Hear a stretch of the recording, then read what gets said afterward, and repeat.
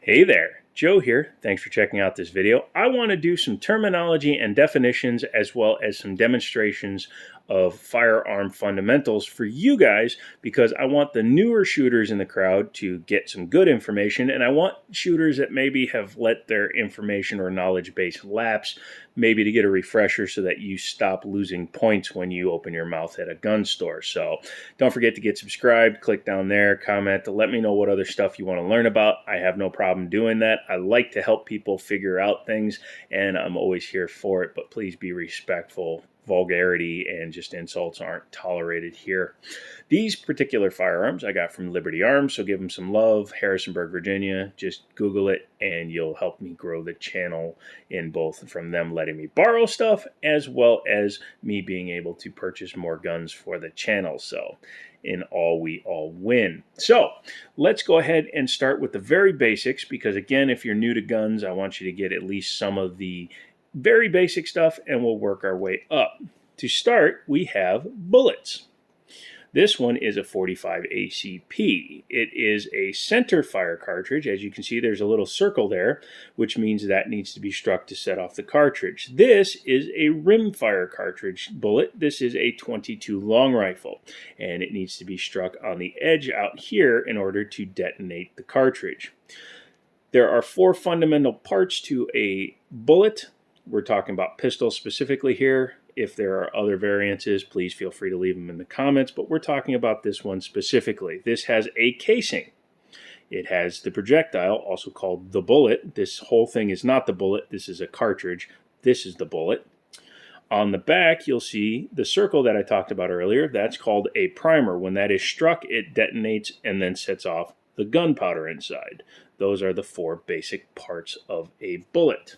A rimfire cartridge, again, will hit the edge of the rim and does not require a center primer in order to set off the gun. Pretty simple so far, right? Good. I'm glad. If you, again, have any comments, don't forget to timestamp it or just leave me a comment telling me where in the video you got lost. This one is a little bit more controversial because there is a correct name for this, and then there's the name that a lot of people insist on calling it. And the incorrect name is clip. You will hear it in video games, in rap, and movies, and old-timers, and they're all wrong. This is a magazine. A clip does not encase the bullet, or the bullet doesn't go into it. This is a magazine, also known as a box magazine for AR-15s, etc. The bullets go inside here, they contain them, and then they are driven up by a spring. A clip is a real firearm term. However, that is usually a piece of metal that holds the back of the bullets, typically in a rifle, most famously in the M1 Garand, or Garand, depending on how you like to pronounce it. And those are inserted usually through the top of the firearm and pushed down, and then as the bullets eject, some guns will actually eject the clip. Some guns, you'd push the bullets off of the clip into the gun.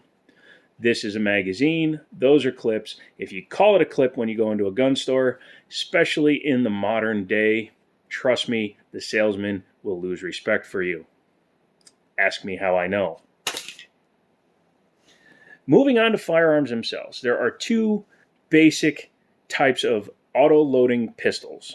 Not automatic fire, auto-loading, which means when you cycle the action, they load the next round for you. This is a polymer-framed, striker-fired, semi-automatic pistol. This is a steel-framed, hammer-fired, all-metal semi-auto pistol. Let's start with this guy. Most of your newer guns are typically going to be a polymer frame gun with a striker. Now there are exceptions, of course, the Ruger 57, the upcoming SIG 322, and several other guns have a polymer design with a hammer. Typically it's an internal shrouded hammer. A hammer-fired gun typically has an exposed hammer. This is a 1911, which is one of, at least in the United States, most famous versions of a hammer-fired gun. When the hammer strikes that little dot in there, it sets off, well, it drives the firing pin home, which then sets off the cartridge, which fires the bullet down.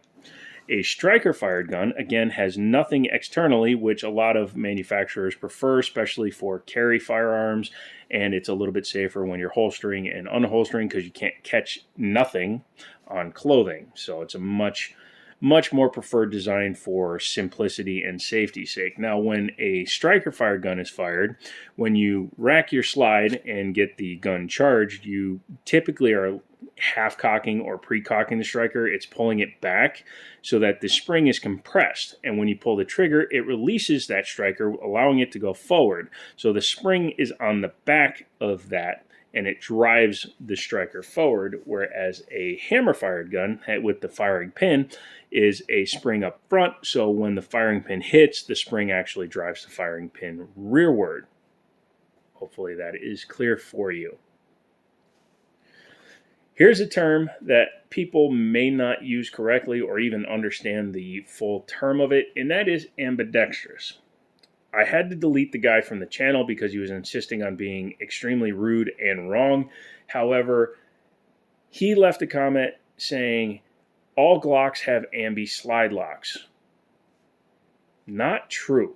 Now, Glock, in some literature, will call their takedown a slide lock because it actually locks the slide in place, but it's not a slide stop.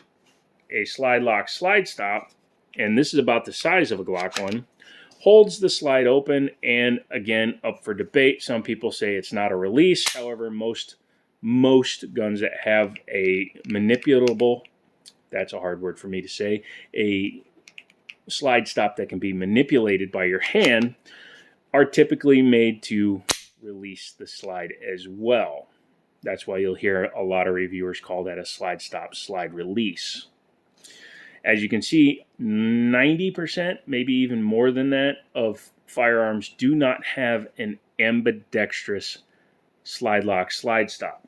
Number one, it increases cost and complexity. And number two, the majority of shooters and the majority of people are right-handed. 7% of the population is left-handed, so it's hard to do a 50-50 build number for a gun that's not going to be purchased by that many people. What an ambidextrous gun does is it would duplicate most of the controls onto this side of the gun, so if you are a left-handed shooter, you can manipulate, say, the safeties, which I can do on this Taurus as well as my 1911 because it has ambi safeties, but I can't drop the slide lock using my thumb on this hand. I'd have to move my finger away from the trigger and do it in a weird position. As well as the mag release, it's reversible, but it's not ambidextrous out of the box because there's nothing to push on this side. For example, as a right-handed shooter, and I shoot both right and left-handed, I shoot ambidextrous. For a right-handed shooter, we can lock the slide back, we can drop it without taking our hand completely off the firearm. I don't have to manipulate and move over to here. I can also release the magazine with one hand. Typically, when I shoot ambidextrous with like a 1911, I tend to run everything over the top. Or, you know, for here, I would normally just run the slide.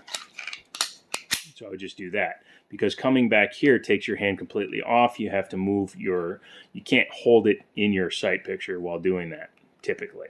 Unless you're, you know, Jerry Michalik.